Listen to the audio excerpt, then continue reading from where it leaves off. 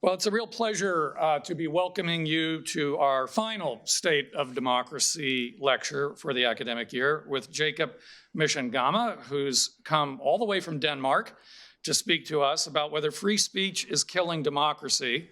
And he'll be drawing on his great new book, Free Speech, A History from Socrates to Social Media. My name is Grant Reher. I am the director of the Campbell Public Affairs Institute, which coordinates the series.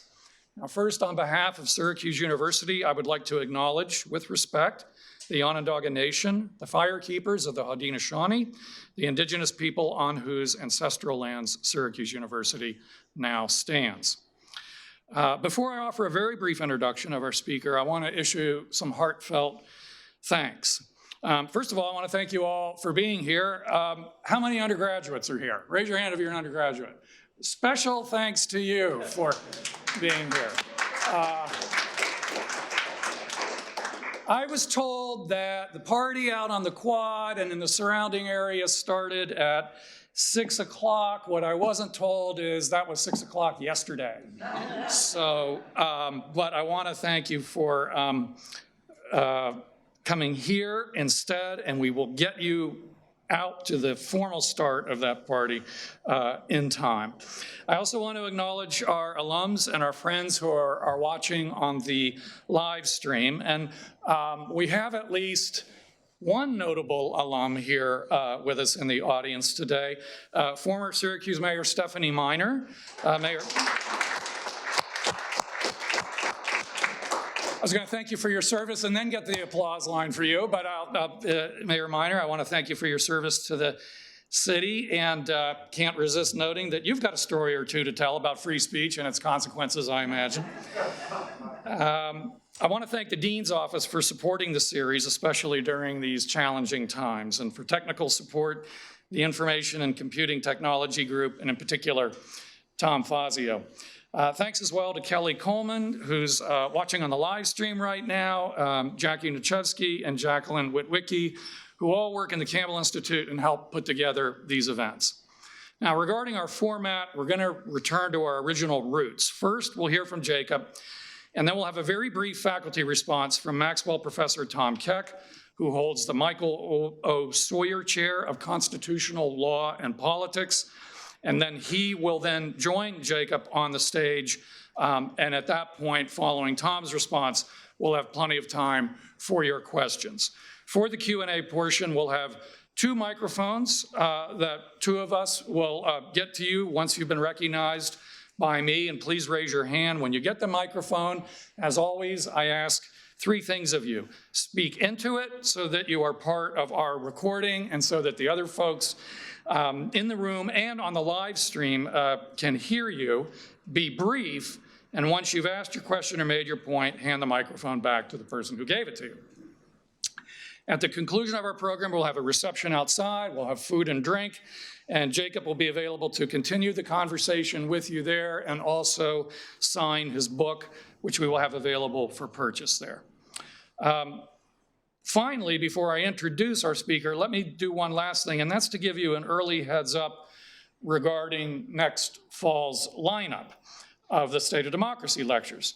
We're going to have a theme with our two talks. We're going to take a close look at Congress, given that we'll have the midterm elections happening in early November. And we're going to have a talk prior to the midterms by noted congressional scholar Sarah Binder. And then following the election, Congressman John Katko will appear in the series to deliver his farewell address, following in the footsteps of our former mayor who gave her farewell address in the same lecture series. But now for our speaker today. I'm especially delighted to be able to introduce Jacob Mishangama this afternoon. The essential but extremely complicated relationship between free speech and democracy and the debate over just what free speech is are perennial issues in politics, going back at least, as Jacob's book title suggests, to the ancient Greeks. And these discussions have been front and center in Western politics in recent years. They've also been front and center in discussions in universities and among students and faculties, including this university. Jacob's book is a magisterial treatment of the history of free speech. It's deep, It's thoughtful, it's eminently readable, and I'm very much looking forward to hearing what he has to say about free speech and democracy. The suggestion that free speech might be killing democracy is a provocative claim that I'm keen to hear him explore. Jacob is the founder and executive director of Justicia, a think tank that focuses on human rights, freedom of speech, and the rule of law. Prior to that, he served as chief legal counsel at the think tank and advocacy organization Center for Politics. Jacob is well known for his podcast, Clear and Present Danger, A History of Free Speech, which gave birth to the book. He's won a number of national awards in Denmark for his commitment to and his advocacy for free speech. So, Jacob, thanks for traveling such a great distance to be with us, especially given the current times, in order to share your thoughts with us. And I'll turn the floor over to you and look forward to hearing what you have to say.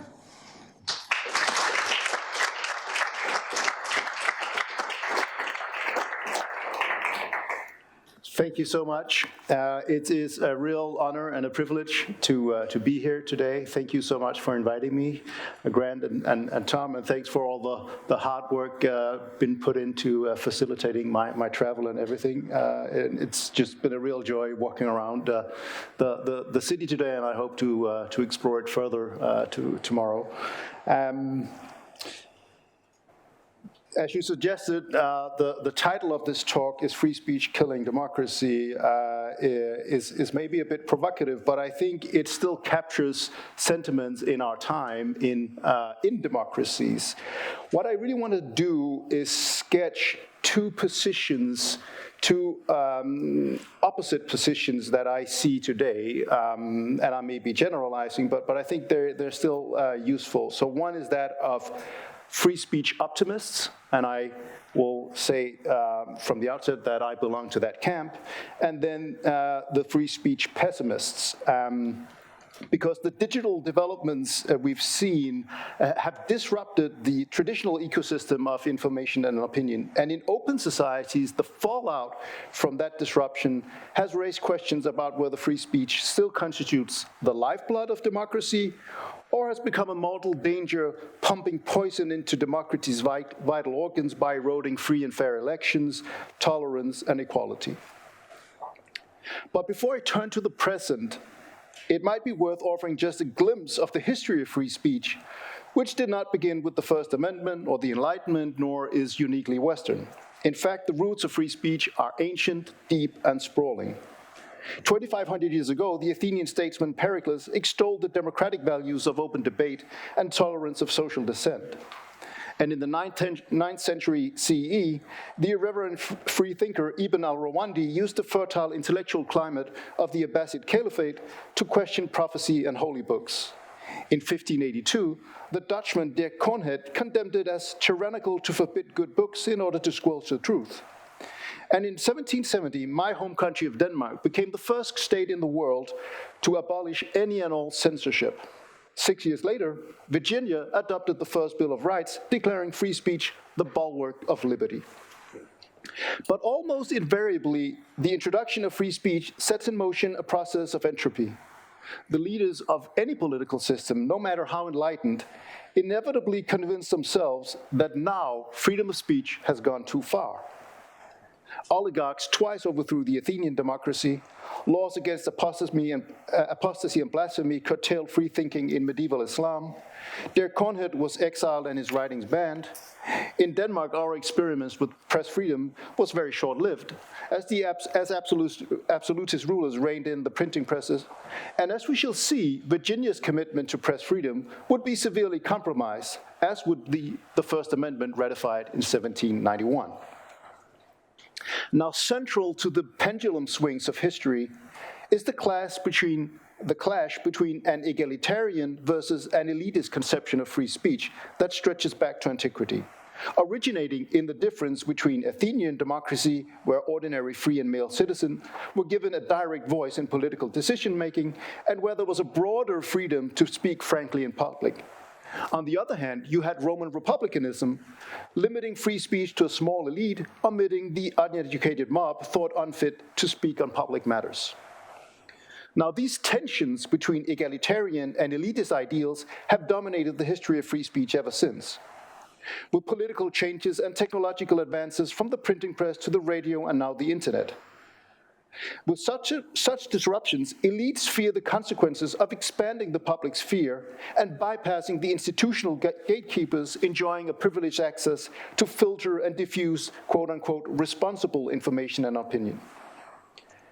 Outbreaks of what I call elite panic have acted as a brake on providing a voice to the poor and propertyless, foreigners, women, and religious, racial, and sexual minorities, all of whom were once, and not that long ago, thought too credulous, fickle, immoral, ignorant, or dangerous to have a voice in public affairs. But still, there's little doubt that historical champions from previous centuries would regard the 21st century as an unprecedented golden age of free speech. They would marvel at what people can say without no inquisition or army of censors. And free speech has become an international norm of human rights. And its practice, of course, has been aided by almost unimaginable advances in communications technology. But despite the unprecedented ubiquity of speech, the golden age, I argue, is in decline. In fact, the phenomenon of free speech entropy is as relevant today as it was 2,500 years ago, as I believe we are entering the dawn of a free speech recession. Why do I say that? Well, because the global club of free democracies is shrinking fast, while the numbers of journalists imprisoned and killed is increasing even faster. And as in ancient Athens, aspirational autocrats from Orban in Hungary to Modi in India view freedom of speech as the first obstacle to be cleared on their path to power. In parts of the Islamic world, blasphemy and apostasy are still punishable by death.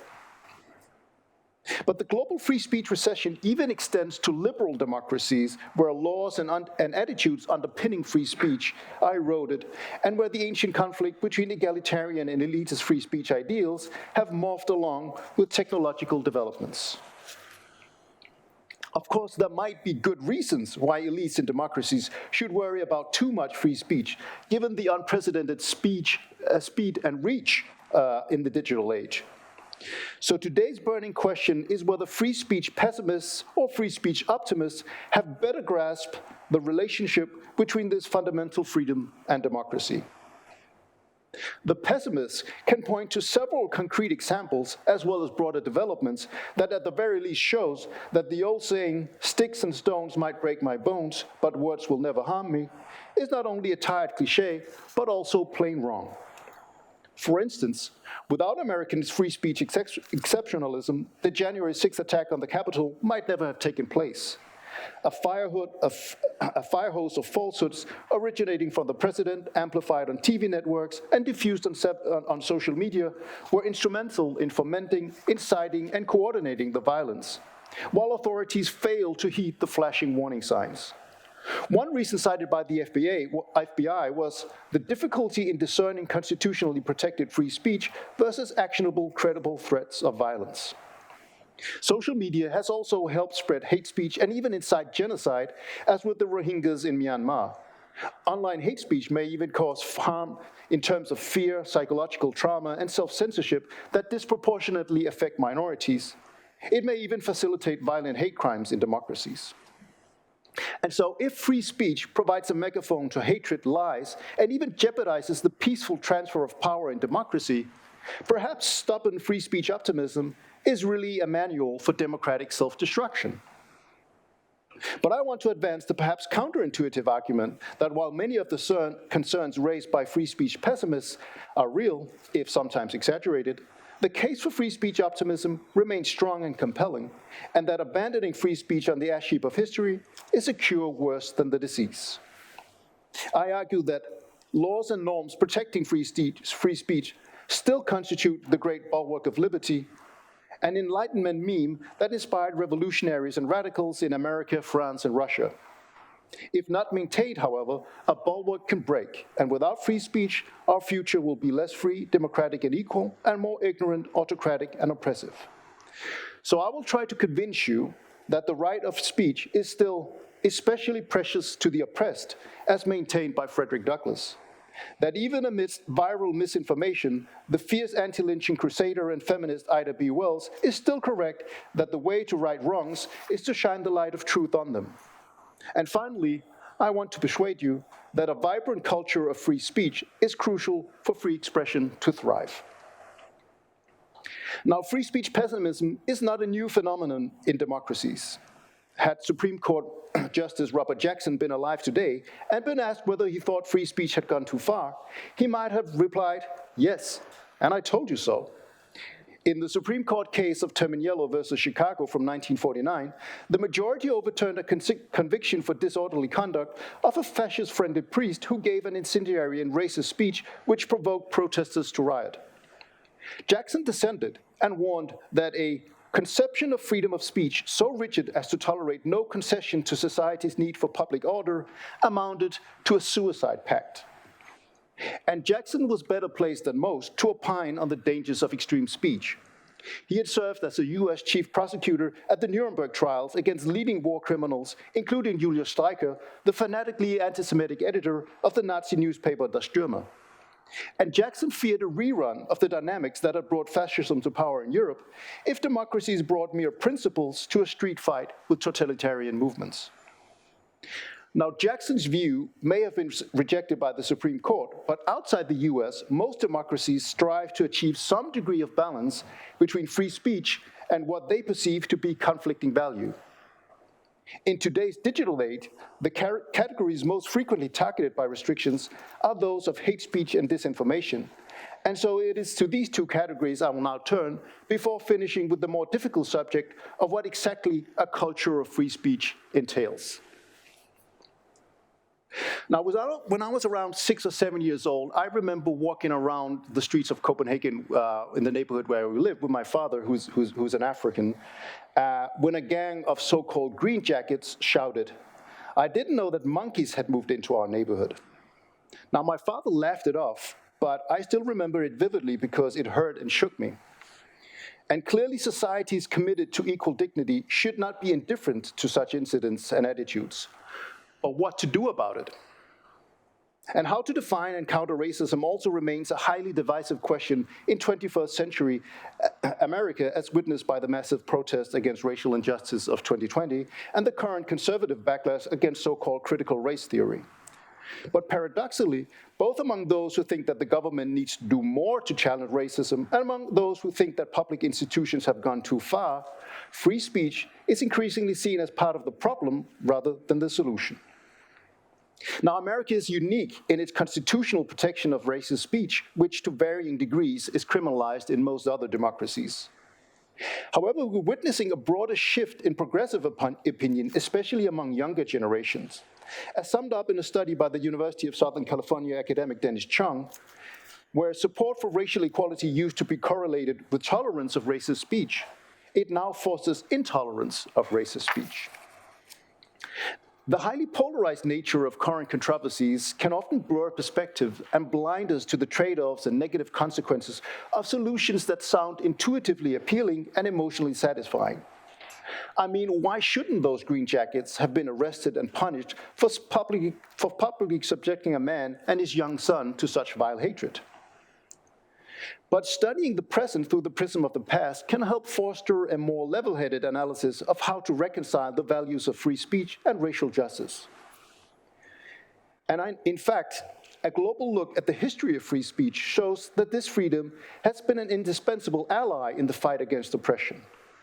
White supremacy, whether in the shape of American slavery and segregation, British colonialism, or South African apartheid, relied heavily on censorship and repression.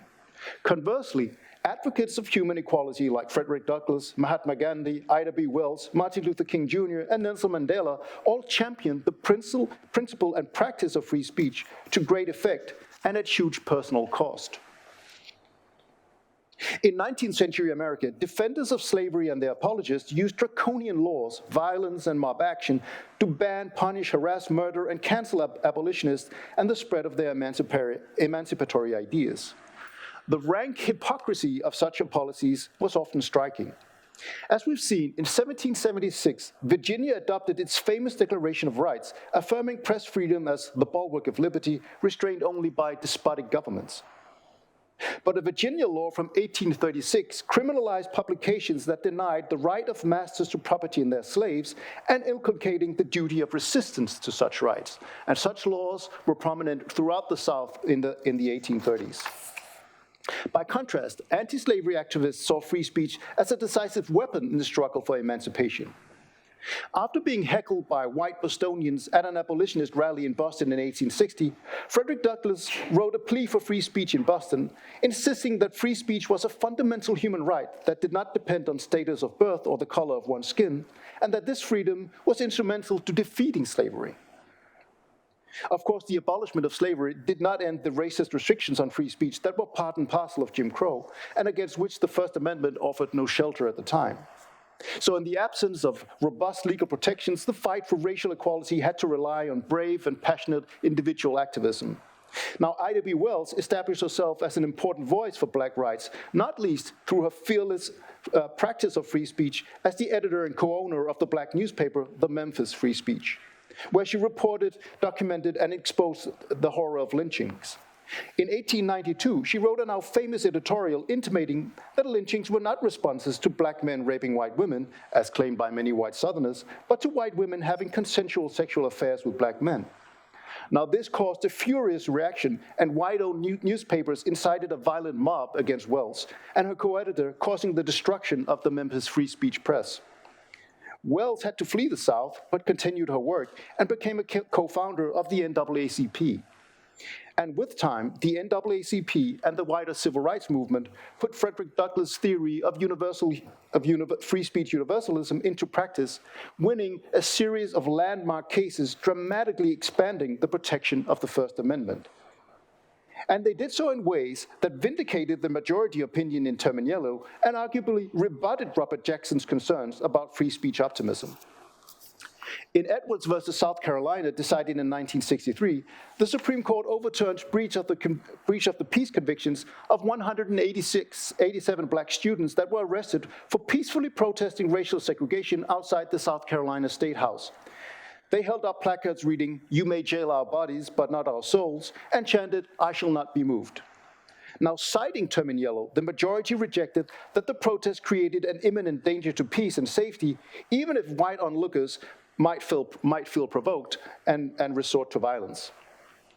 So rather than empowering totalitarian movements, as feared by Jackson, the Supreme Court's commitment to free speech empowered and protected a persecuted minority which dared speak truth to oppressive power. As the late Congressman and civil rights icon John Lewis remarked, "Without freedom of speech and the right to dissent, the civil rights movement would have been a bird without wings." Outside the US, censorship has also been used by the powerful to keep the powerless voiceless. British colonialism relied heavily on policing speech crimes like sedition and crimes like provoking enmity or hatred between different classes. One of the victims of this was Mahatma Gandhi, whose efforts became a guiding light for Martin Luther King later on. Now, Gandhi may have rejected guns, but the principles of free speech and association were among the most powerful weapons in his arsenal, constituting what he called the two lungs that are absolutely necessary for a man to breathe the oxygen of liberty. But the British sentenced Gandhi to 6 years in prison for sedition in 1921. At the trial, Gandhi denounced British censorship and insisted on the right to freely criticize any system as long as you didn't incite or promote violence.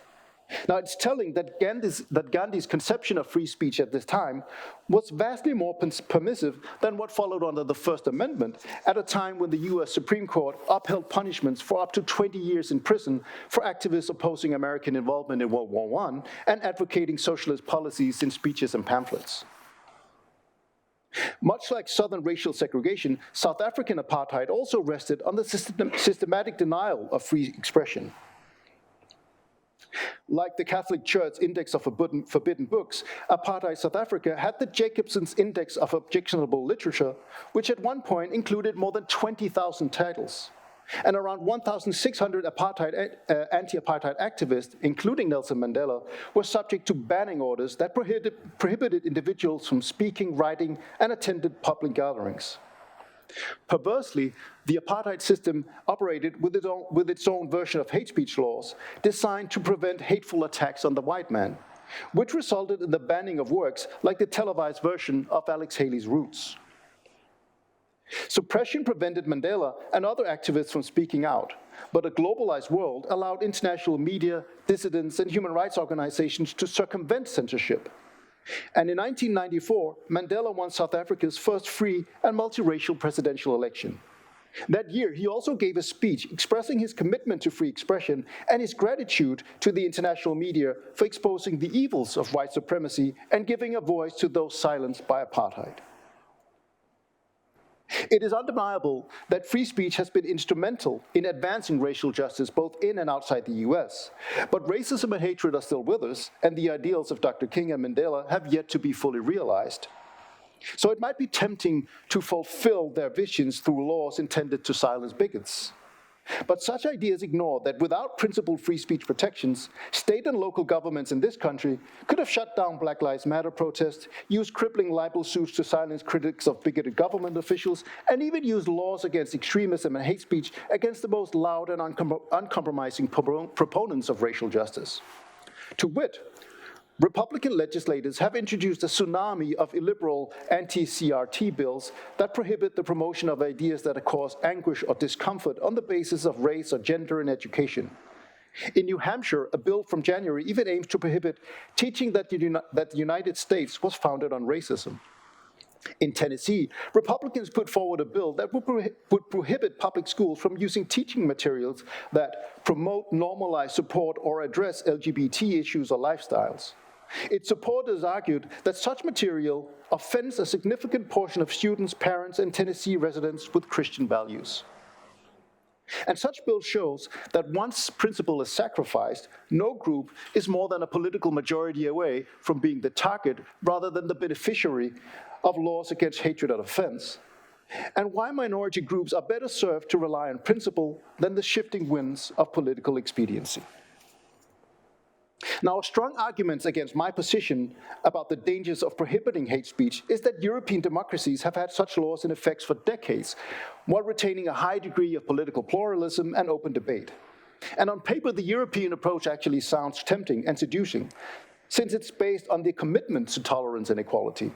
The European Court of Human Rights has specifically rejected the American approach, arguing that today's Europe cannot afford the luxury of such a vision of the paramount value of free speech due to historical reasons. To understand why I still believe that the European approach to restricting free speech is both dangerous and counterproductive, it's instructive to start with the collapse of Germany's Weimar Republic and the rise of Nazism, the very events that led Robert Jackson to warn against free speech absolutism. Because it's important to note that there were significant exceptions to free speech in Weimar Republic. In fact, the International Military Tribunal in Nuremberg was not the first time that Julius Streicher was put on trial in his hometown. On several occasions, he was convicted of a religious offense for publishing anti-Semitic blood libels. But Streicher and his supporters turned the trials into propaganda orgies, with Streicher posing as the persecuted martyr. In 1921, he was sentenced to 2 months' imprisonment. But within a year, the Nazis more than doubled their votes at the parliamentary elections in the very town of Nuremberg. To counter lies and extremism, Weimar authorities were also given emergency power to administratively ban newspapers for up to 8 weeks. Powers that were frequently invoked not only against Nazis, but also communists, and later on against liberal newspapers as well. The later propaganda minister of the Third Reich, Joseph Goebbels, proudly proclaimed his Nazi paper, Der Angriff, to be Germany's most frequently banned daily. Goebbels, of course, also claimed that the Nazi hold on power would have been inconceivable without the radio. But the radio was of little use to the Nazis during the Weimar Republic, which instituted a policy described by one historian as an educational dictatorship. Most tragically, is that when the Nazis gained power, they destroyed democracy by using the very constitutional emergency measures that were supposed to protect democracy, using the Constitution to suspend free speech and association, paving the way for mass detention of political opponents and the establishment of a totalitarian one-party state that ultimately committed itself to mass-scale genocide. So the idea that modern democracies must restrict free speech to keep totalitarianism at bay rests on a questionable premise that we may call the Weimar fallacy. And the question may well be whether European liberal democracies remain free, tolerant, and thriving despite rather than because of their restrictions on free speech. Today's France is another example. Far-right presidential candidates Eric Zemmour and Marine Le Pen have both been subjected to hate speech cases. Zemmour has been convicted on 3 occasions, whereas Marine Le Pen was acquitted. But the censure of Zemmour and Le Pen for hate speech have only increased their appeal to anti-establishment voters who see this as confirmation of corrupt elites' attempt to silence the heroic challengers of the failing status quo. And so suppression may actually serve to amplify rather than silence hate speech. This anecdotal evidence is supported by more rigorous empirical data. When the popular Dutch far-right politician Geert Wilders was prosecuted for hate speech, researchers found an increase in hateful verbal insults, threats, and bullying against immigrants, suggesting a backlash effect in which repression of the radical right may be a catalyst of hatred due to increased polarization and radicalization. In fact, free speech restrictions may not only amplify the extreme words they're intended to silence, they may also increase the risk of extremist violence they're supposed to prevent. So a 2017 study found that violent far-right extremism in Western Europe was partly fueled by extensive public repression of radical right actors and opinions. Laws against hate speech are also inherently vague and liable to scope creep, and prone to perpetuate and entrench the values of dominant in-groups and further marginalize out-groups depending on prevailing attitudes. In 1965, the British Race Relations Act prohibited incitement to racial hatred as a means to protect minorities. But the very first person to be prosecuted for this offense was a black man, and several other black Britons were prosecuted for anti-white hatred, while anti-white anti-immigration outfits and politicians were let off the hook. What we've seen in Europe is also a scope creep of the various categories of hate speech. In Denmark, for instance, offensive and derogatory statements based on gender identity, gender expression, and disability have been criminalized. The EU wants to purge online misogyny. In Germany, hate speech laws have been used by the police to try and silence a journalist supportive of Black Lives Matter protests. In France, hate speech laws have been used to target pro-Palestinian groups advocating for a boycott of Israel. And the effect of this is not to foster increased tolerance and understanding, but to fuel polarization and resentment among various groups incentivized to use the law as a trump to silence each other. In fact, European laws against hate speech even have consequences outside the continent.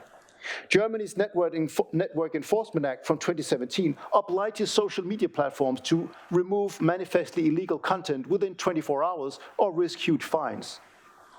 But the law has been copy-pasted by a number of authoritarian states, including Russia, Turkey, and Venezuela, who cite the German president in order to deflect criticism when cracking down on dissidents.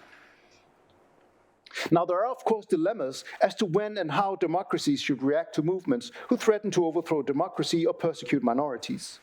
A robust commitment to free speech should be accompanied with a zero-tolerance policy towards organized threats, intimidations, and violence. But this should not blind us to the fact that the values of free speech and equality are mutually reinforcing, not mutually exclusive.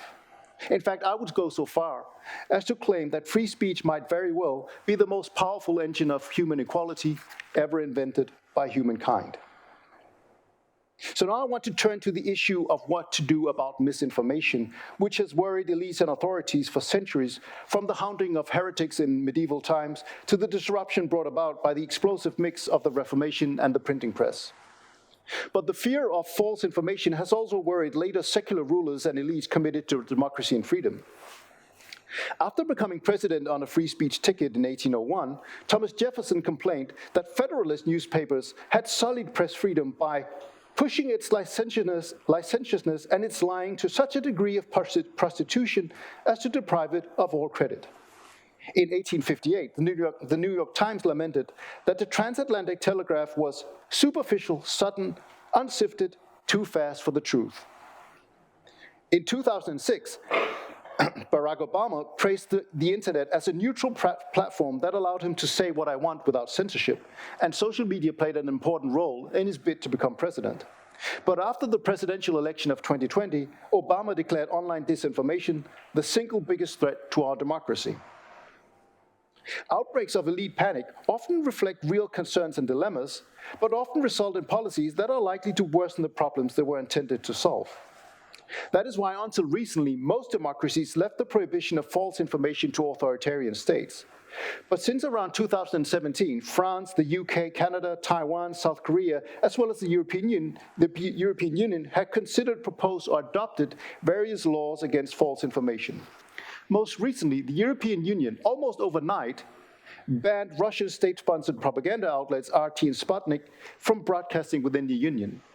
The move even ordered search engines like Google to remove Sputnik content, just as social media platforms were ordered to block and delete users from sharing and viewing content from these outlets, even if they wanted to expose and document Russian disinformation. And here in the US, leading First Amendment scholars are also having second thoughts about the wisdom of American free speech exceptionalism as conspiracy theories about the 2020 election continue to percolate. But I would argue that even narrowly crafted laws against disinformation are likely to serve the agenda of whichever government is in power, and to fan rather than douse the flames of tribalism, with free speech being sacrificed on the bonfire of partisanship. Throughout his presidential term, Donald Trump called for stricter laws against the so-called fake news media, whom Trump called enemies of the people. This was actually popular with conservatives supposedly concerned about free speech. A 2017 poll showed that a plurality of 45% of Republicans agreed that courts should be able to shut down media outlets for publishing or broadcasting stories that are biased or inaccurate. As a candidate, Joe Biden proposed removing liability protection from Facebook, whom he accused of propagating falsehoods they know to be false. In a poll from 2021, 65% of Democrats agreed that the government should do more to restrict false online information, even if it limits freedom of information. Of course, Trump and Biden, Republicans and Democrats, have very different ideas about what is inaccurate or false and who should be punished for peddling it. A classic example of what I call Milton's curse, the selective and unprincipled defense of free speech, named after the 17th century English poet John Milton, whose Areopagitica opposed censorship, but who himself ended up serving as a censor under Cromwell. Barack Obama may have become less speech optimistic than when he used social media to become president, but recently he held firm that we aren't going to get rid of all offensive or inflammatory content on the web, and we'd be wrong to try. Freedom of speech is at the heart of every democratic society. And perhaps the most eloquent warning against banning false information comes from someone who spent 26 years in jail for speaking truth to power. In the words of Mandela, no single person, no body of opinion, no political or religious doctrine, no political party or government can claim to have a monopoly on truth. And therefore, laws, mores, practices, and prejudices that place constraints on freedom of expression are a disservice to society. So if there is a valid criticism of free speech optimism, and surely there are, it's not that it remains committed to principle, but rather that it has failed to understand and reckon with the fact that free speech comes with harms and costs. This is particularly true of the Silicon Valley techno-utopian free speech maximalism that permeated the expectations of the internet. But it was always naive to assume that the exercise of global free and equal speech at scale would further progress, liberation, truth, and tolerance without harmful and unintended consequences. A free and open network accessible to billions of people across the world will inevitably facilitate organized hatred, lies, and propaganda, undermining the civil libertarian ideals of early internet pioneers. And it was also naive to think that radical developments in communications technology would lead elites and gatekeepers to willingly give up their privilege and admit previously voiceless groups into the public sphere. Now, these conflicting dynamics are playing out before us with no natural center of legitimate authority, shared values, or clear sets of principles on which to build a global framework for free speech in the digital agora of the 21st century. The result has been a tendency towards political and epistemic fragmentation, with plummeting trust in the ecosystem of information and political institution that is unlikely to have run its course anytime soon. But historically, most thoughtful advocates of free speech understood well that this freedom can be used for bad ends. James Madison, the architect of the First Amendment, warned that some degree of abuse is inseparable from the proper use of everything, and in no instance is this more true in that of the press. But he still opposed the Sedition Act of 1798, and argued that it was better to leave a few of its noxious branches to their luxuriant growth than by pruning them away to injure the vigor of those yielding the proper fruits. In that spirit, liberal democracies must come to terms with the fact that in the digital age, one cannot effectively shield citizens and institutions from hostile propaganda and disinformation without compromising the egalitarian and liberal values of democracy as such.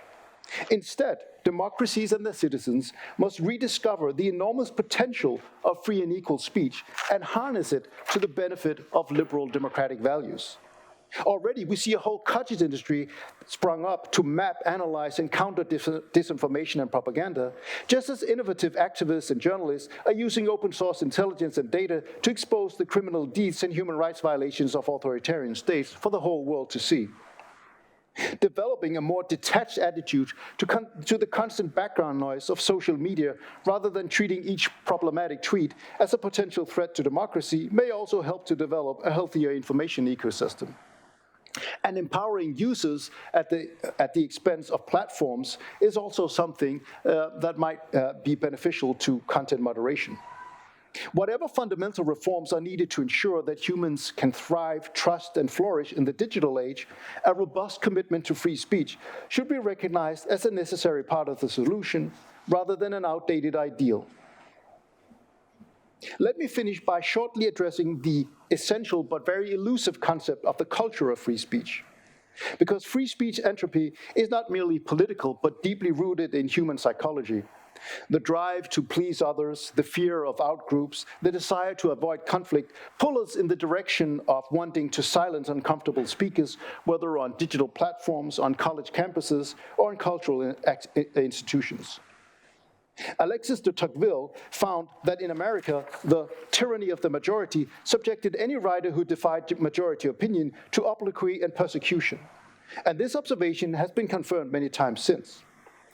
In 1917, the trustees at Columbia University dismissed 2 professors who were vocally opposed to American involvement in World War I for sedition and treason.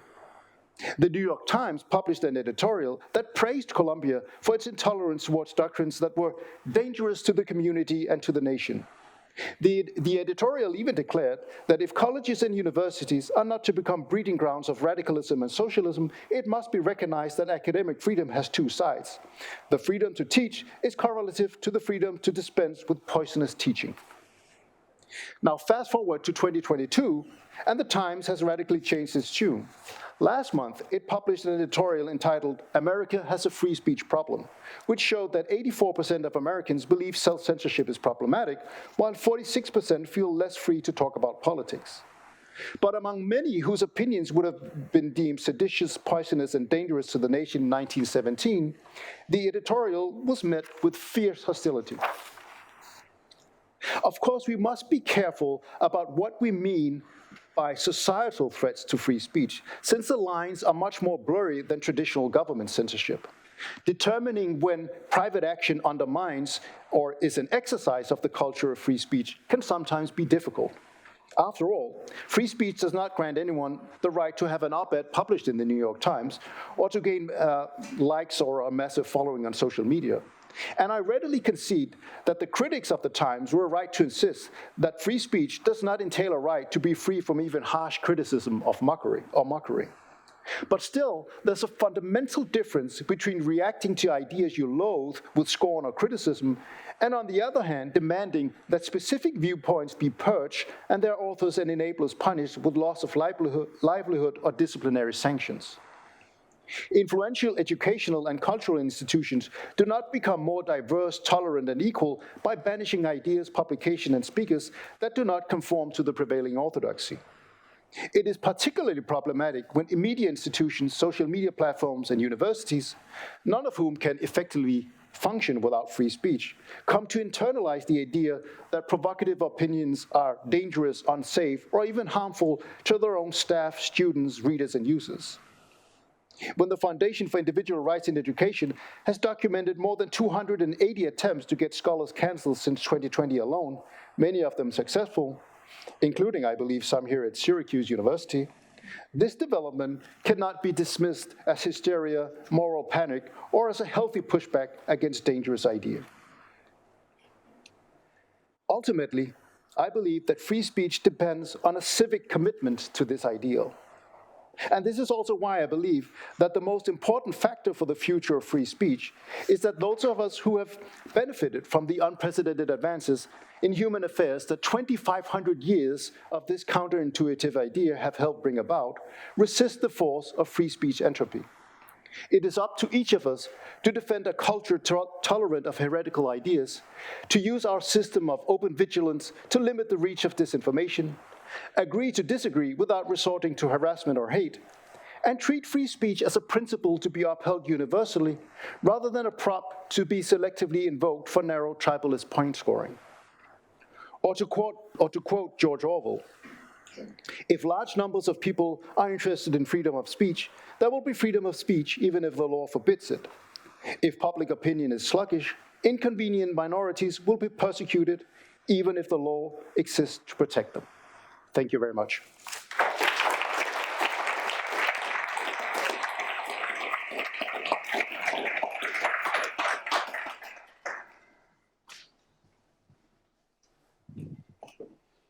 Thanks, Jacob. That was great.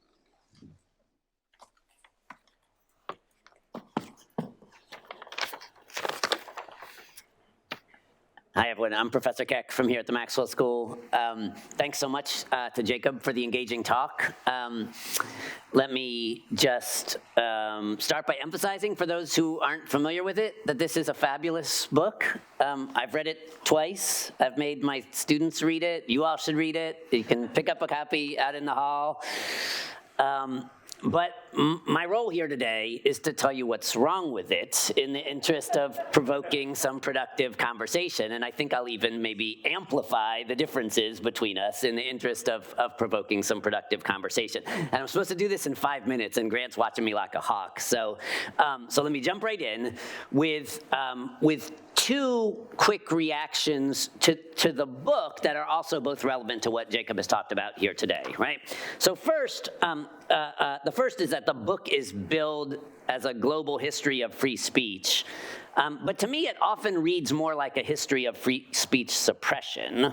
So I'll say more about that. And then second, the book has very little to say about courts, which was sometimes jarring, at least for a reader like myself who has grown up studying US First Amendment law.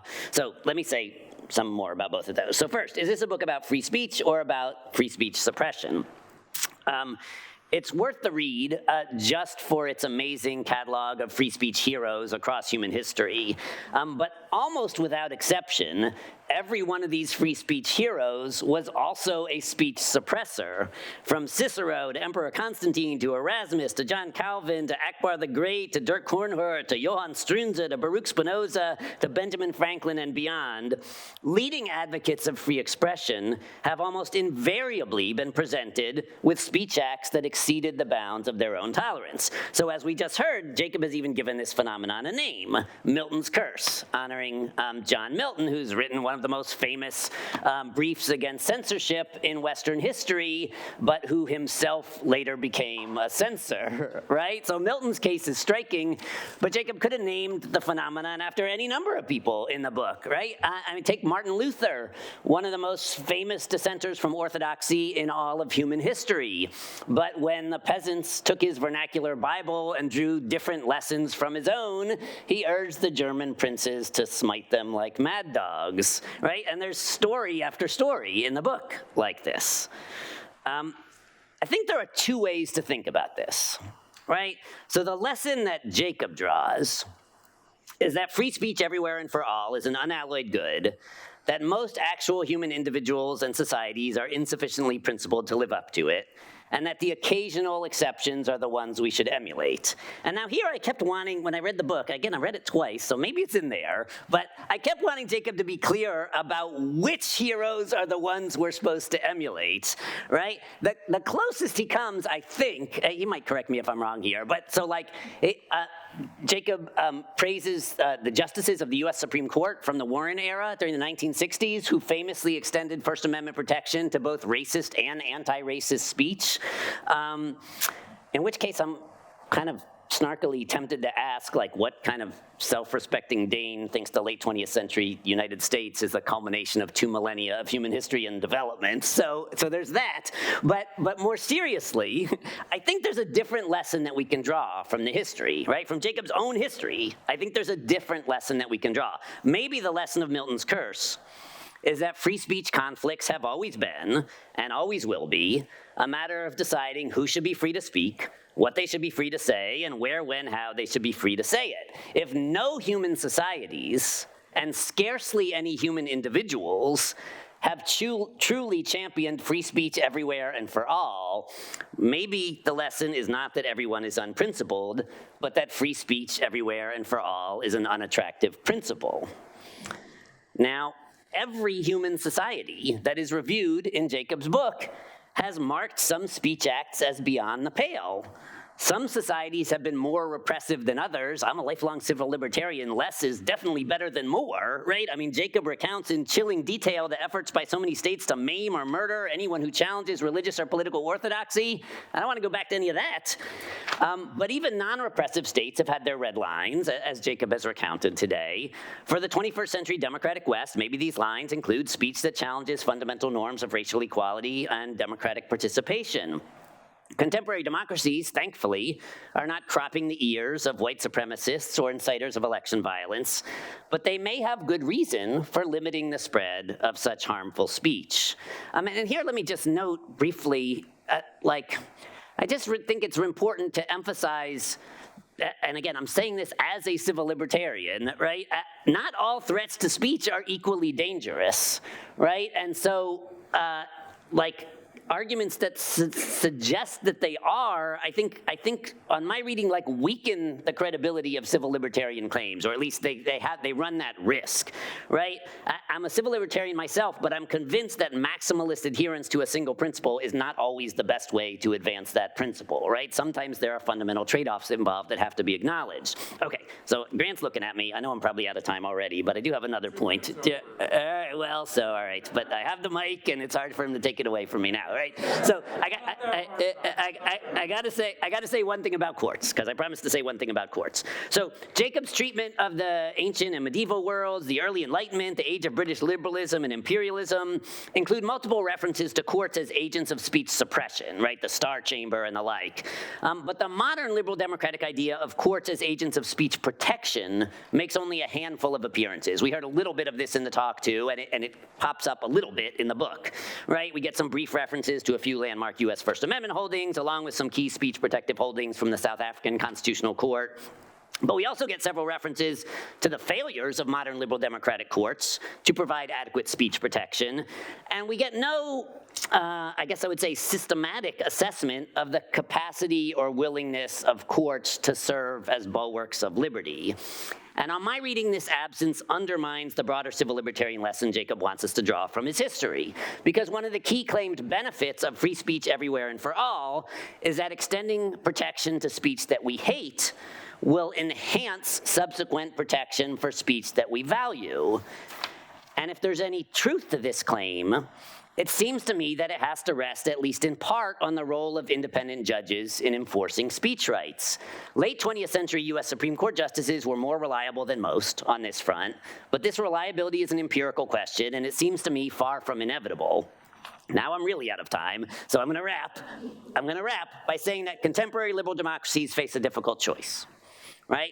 They can extend full freedom of expression to deliberately false speech that undermines free and fair elections on the theory that doing so will make it easier to maintain full freedom of expression for legitimate political opposition and dissent. If they make this choice, they should do so knowing that no one has yet demonstrated that causal connection. Alternatively, they can declare a red line marking speech deliberately undermining free and fair elections as out of bounds. If they make this choice, they should do so knowing that speech restrictions have a tendency to metastasize. I don't think there's any good answers here, right? I think Jacob thinks the choice between those two options is clear, and I'm stuck. I think it's really hard. Thank you.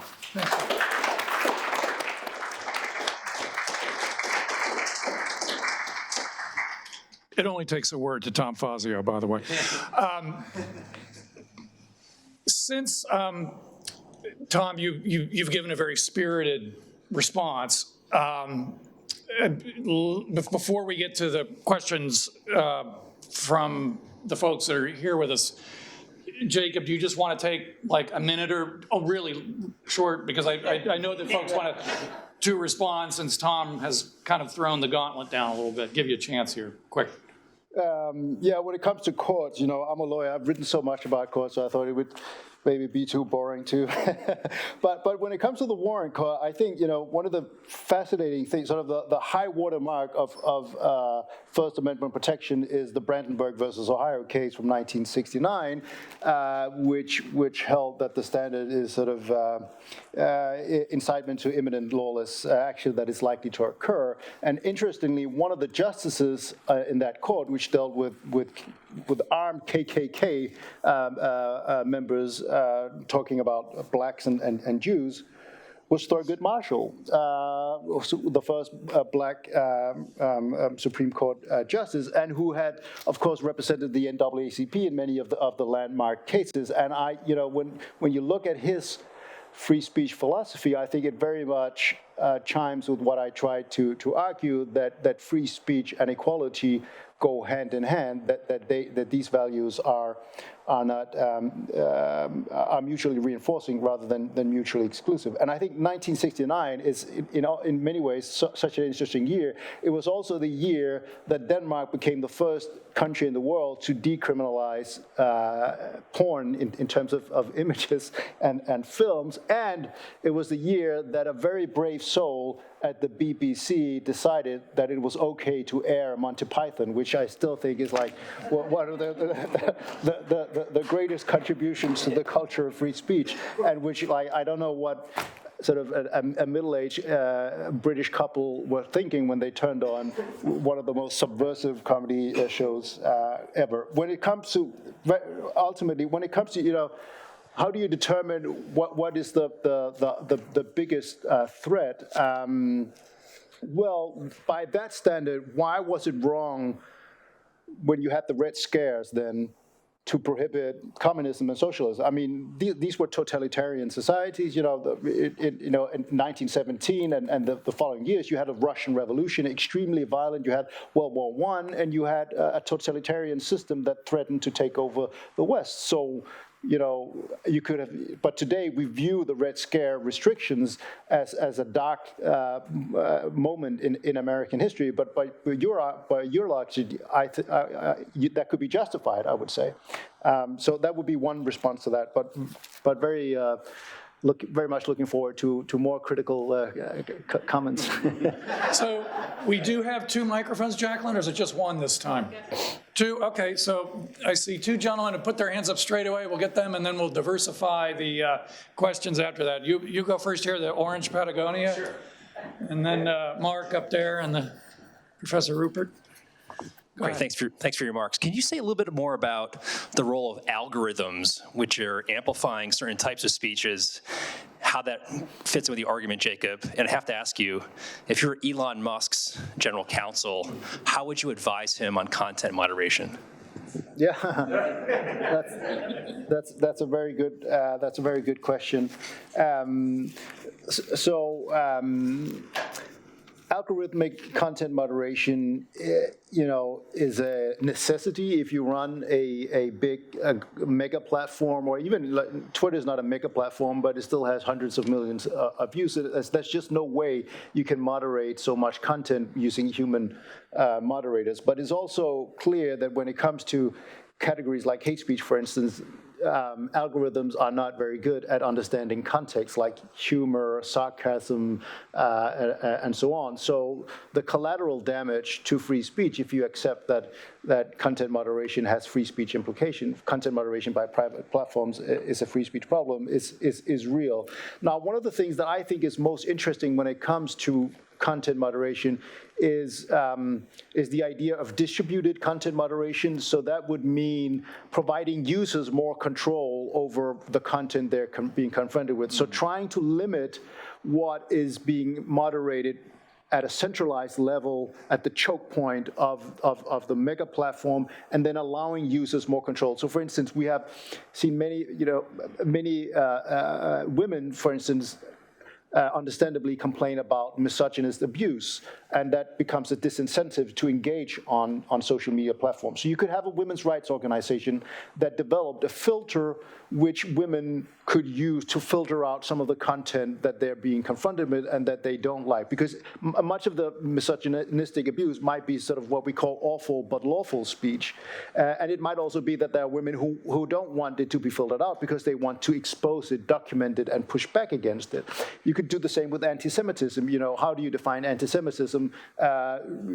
People can agree or disagree where the limits are. So the ADL could create a filter that someone particularly worried about anti-Semitism could use. Because that would then not affect the rest of Twitter. It will only affect your own feed. So I think that's a less restrictive and intrusive way of thinking about content moderation. That also empowers individuals and not billionaire tech owners. Right. Hi, thanks. I wonder if you see a distinction between free speech and academic freedom. And I've been persuaded recently by arguments that suggest that academic freedom is the freedom to distinguish as best we can, given our professional expertise, between good arguments and bad arguments, and that the very purpose of that is to discriminate against bad arguments and in favor of better ones. And so on those grounds, all right, we might be justified in denying an endowed chair to a flat earther, right, or somebody who promotes phlogiston or ivermectin, those kinds of things, right? And so I'm wondering, how you see that relationship between free speech and academic freedom, and whether that distinction holds any appeal to you. Thanks. Yeah, academic freedom is a subspecies of the larger freedom of expression and more narrow. So of course there are certain norms, and for instance, in the classroom, there are certain rules that you can impose in order to facilitate debate. And if Tom is supposed to teach constitutional law and he decides that he wants to teach mathematics, then obviously Syracuse University can say, well, Tom, if you want to do that, you have to find somewhere else. That would not be a limitation on free speech. And of course, you also have professional standards that you want to live up to. But what I see often is also that the activities or the speech of academics outside campus, for instance, what they say on Twitter, has ramifications for their professional careers, and that I think is problematic. So a Georgetown professor writing something clumsy and offensive about a black Supreme Court nominee is, I think, is still under investigation, I think, by Georgetown, like 4 months, which I think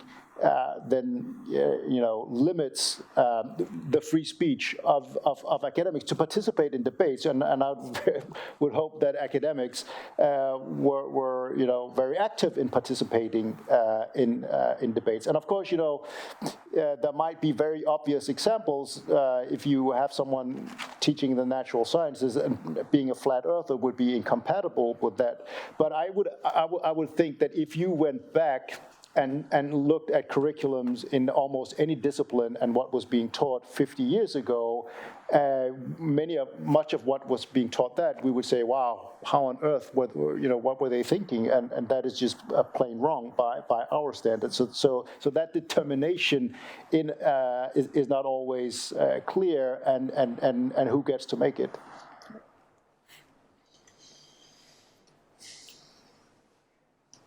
This gentleman here and our resident curler here.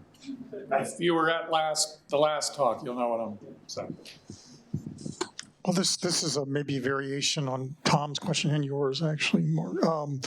One is, how do you feel about private libel law when the libel action is not brought by a public official and not allowed to be brought by the government? And the second question is, what do you think about prohibiting algorithms that allow like buttons and search things to generate additional content so that you cannot, or even force providers to show contrary content that don't work as censorship, but simply disrupt the polarization tendencies of existing algorithms? Yeah. So private libel suits. It's for instance how it works in Denmark and many other countries. I think you should have that right to bring such cases, but I think that the law should be quite narrow, because it's an instrument that has been used very frequently by the powerful to shut down the powerless. And so if you have, if it's easy to bring libel laws, and if the standard is generous, then the rich and the powerful can just use it to shut down. But on the other hand, if I were to accuse someone publicly of being a rapist, for instance, then I think that person should have a right to bring me to court and ask that I document my claim, and if not, then I should suffer the consequences of that. But sort of attacking someone's honor, I don't think should be prosecuted. Calling them a jackass or something like that should not be liable. And in terms of algorithms, I think it's just incredibly difficult to regulate that. I think transparency is a good idea, though when we talk about transparency, if we opened up algorithms, how many in this room would understand them? I'm guessing very, very, very, very few of us. But of course, there are professionals who could do that. I think that tinkering with experiments is likely to be a better solution than mandating how they should be. So you bring up how limiting free speech is going to be used by the other side to harm democracy, but with the FBI's questioning of where to draw the line in relation to the speech between November 6th and January 6th, 2020, 2021, isn't that, and then leading to the attacks on January 6th, isn't the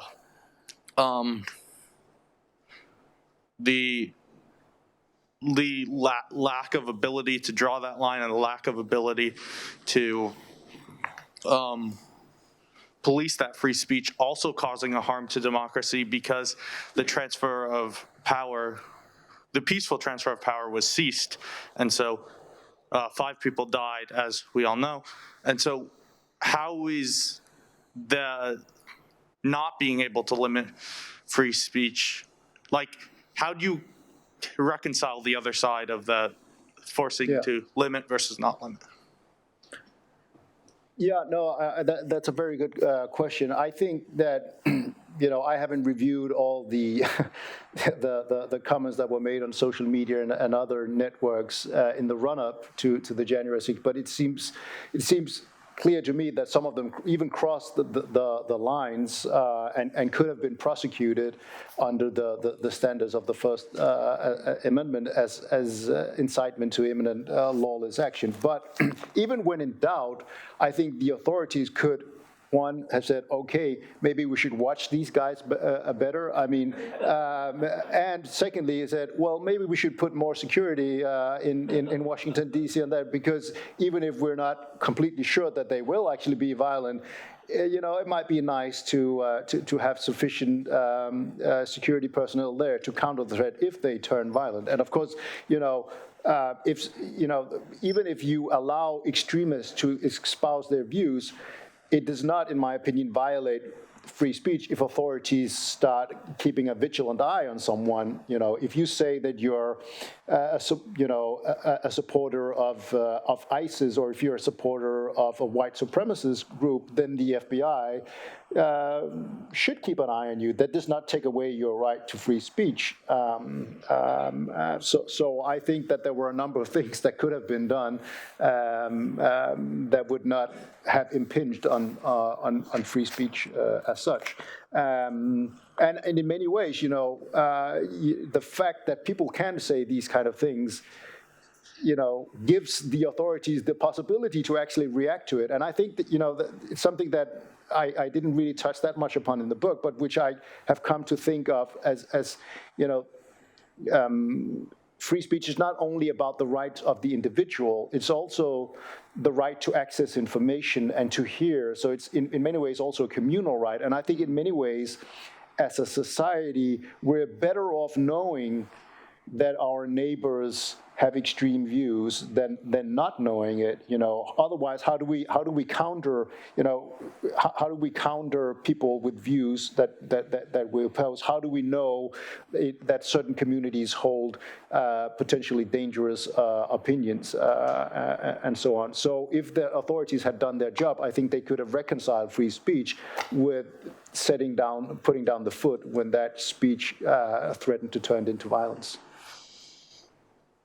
Tom, you looked for a minute like you wanted to jump in on that one. No, okay. Okay, we'll get this person here and then this person here. We'll go here first and thanks. Hi, I know that you already touched upon freedoms in like an academic setting, and I kind of wanted to go off of that and ask about the Don't Say Gay bill that was just passed in Florida, and ask about, I know that we've talked about in constitutional law about bills that have, or cases that have come out where the rights of students don't stop at like the school gate and things like that in cases like Tinker versus Des Moines. And I wanted to ask about this bill and how its implications kind of measure up in comparison to cases like that, and how it was justified that one could be passed as opposed to others. So I don't know the ins and outs of the bills, but it seems to me that certain parts of the Republican Party have looked to European states. So back in 2012, 2013, Russia adopted a law against so-called gay propaganda. And then Hungary and Poland have adopted sort of softer versions of that. And it seems to me like Republicans have looked to that and seen that as a model to be emulated. Even though it might, due to First Amendment reasons, be crafted more narrowly. And I think a number of these bills, of these so-called educational gag orders, are drafted in such a way that their sponsors must know that they will be struck down by courts under the First Amendment, but still they advance them. And that, to me, suggests a problem with the culture of free speech, that they're saying we're going to be rewarded by our voters, by conservative voters, by adopting these bills that fly in the face of the First Amendment, but we're going to do it anyway because our voters want us to adopt intolerant policies. And that, of course, tears away at the culture of free speech, even if many of these bills might be defeated in court. So I think that's a very troublesome development.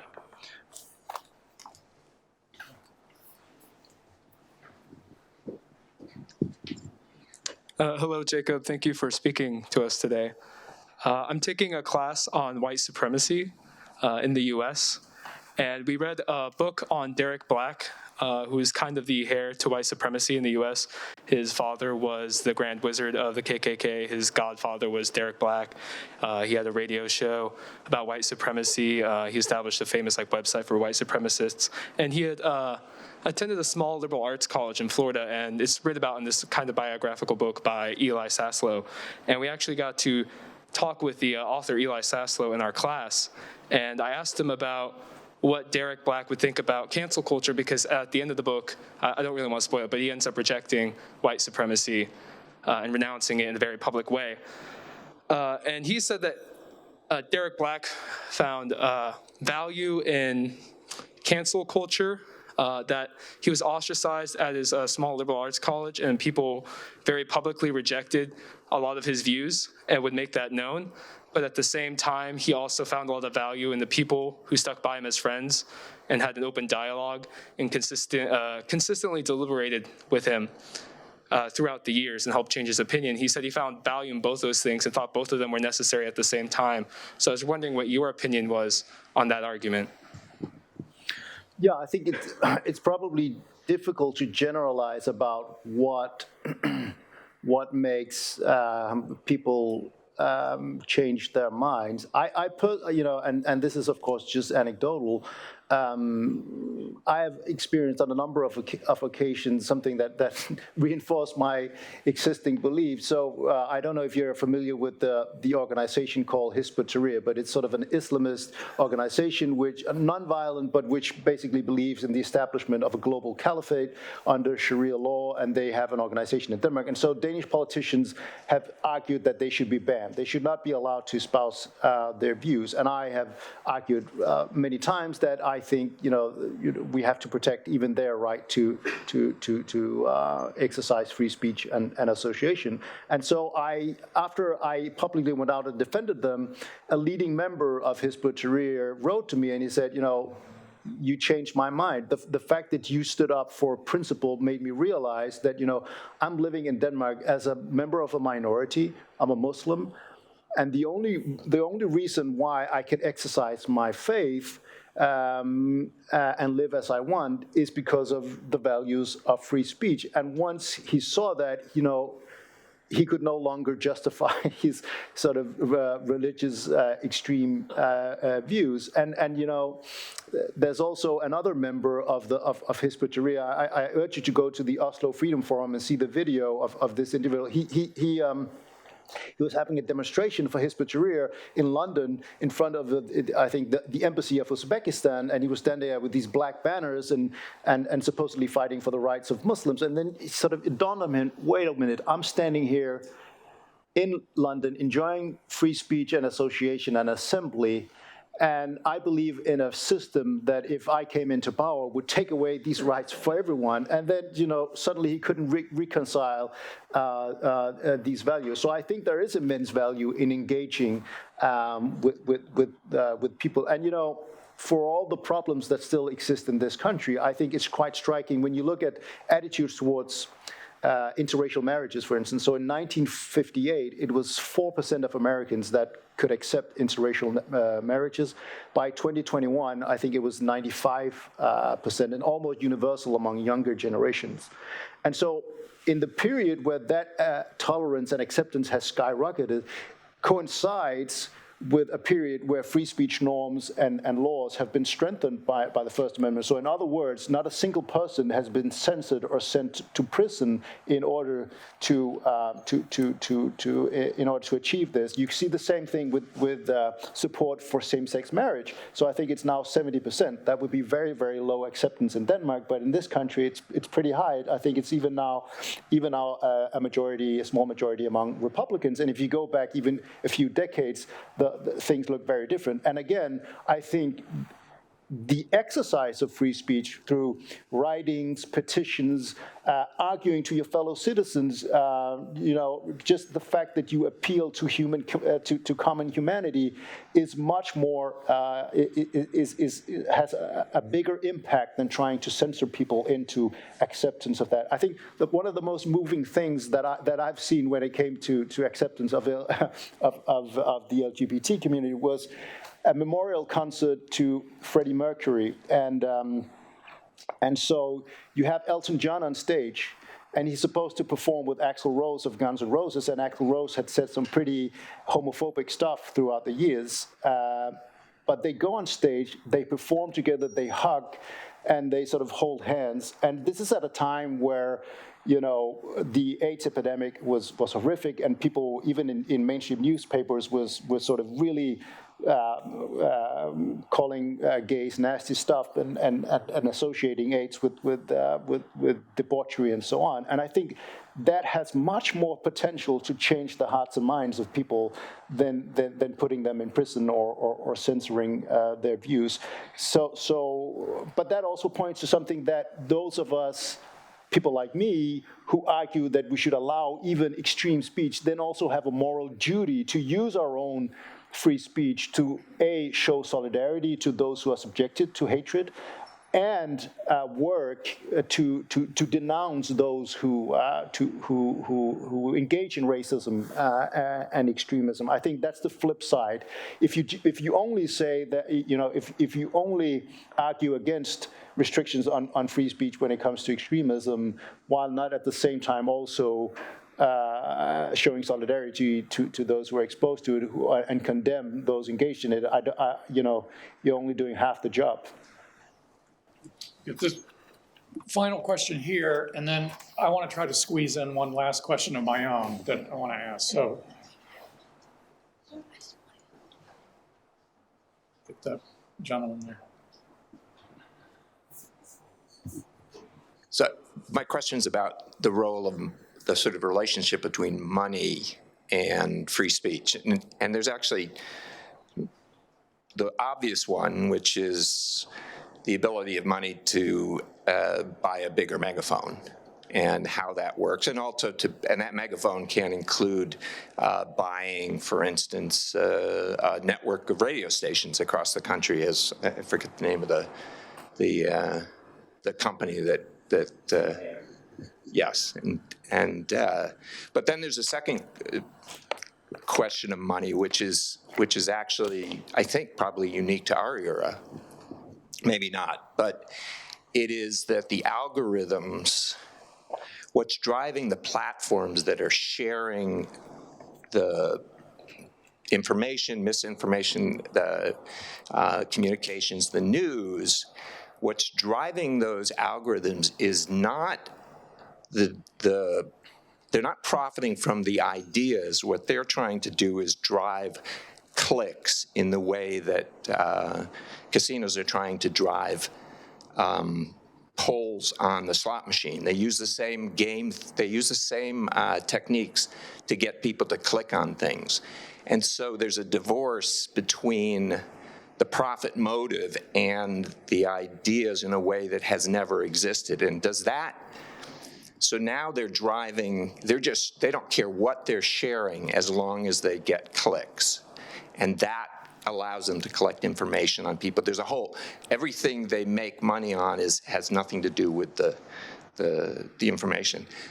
Does that change anything about the free speech in your mind, this new way of delivering and deciding what content gets delivered in each moment? I think money has played a huge role throughout the history of free speech, because you've had wealthy people who could buy newspapers and monopolize the diffusion of ideas. And a very popular tactic of governments has been to add taxes on printing, because it would keep newspapers out of the hands of the poor. Very, very popular tactic in Britain in the early 19th century.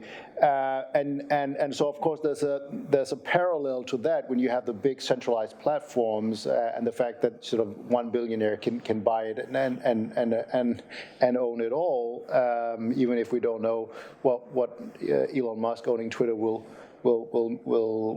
result in. In terms of the algorithms,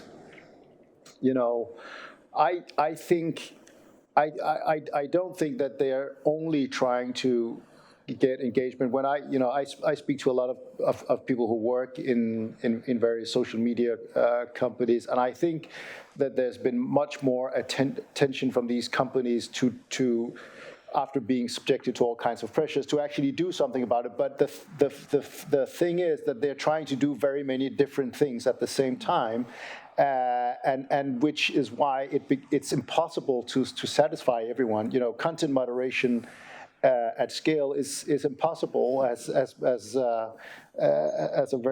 Mike Masnick, who's the editor of TechNerd, has very wisely said, especially when you're in global platforms, because attitudes towards free speech just differ so profoundly across the world.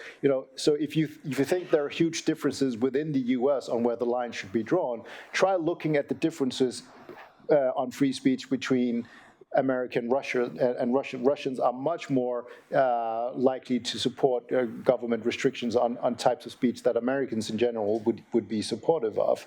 And so when you're operating in a global environment, where do you draw the line? Should it be, according to the Russians, should it be the Americans?